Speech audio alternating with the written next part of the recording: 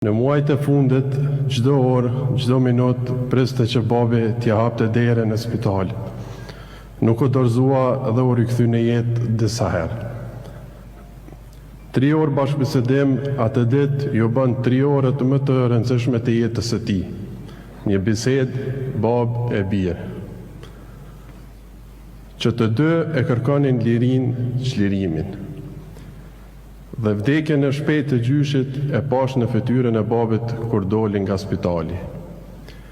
Gjyshi i mbijetoi të gjithë vuajtjeve, dhimbjeve në për të cilat kaluam si popull.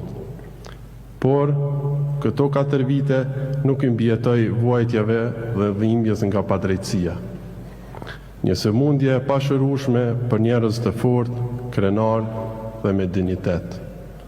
Dhe siç thoshte shpesh gjyshi, me vdek pa u korit. Gjysh, asod nuk jemi korit. Fatkeqësisht, babin nuk e lejuan të jap lamtomirën e fundit bashkë me ne sot. Nuk e lejuan t'ia gjuajë një grosht të dheu të Drenicës mbi varr. Por, në vend të babit, sot ka ardhur Kosova, Shqipëria, Maqedonia e Lugina. I madh dhe i përjetshëm do të jetë kujtimi ynë për ty gjysh, miq e familjar të pranishëm.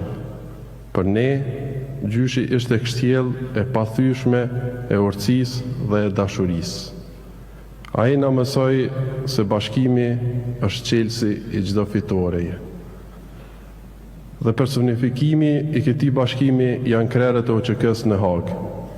Le ta ndjekum shembullin e tyre për të bashkuar sërish për fitoren e radhës mbi padrejtësinë.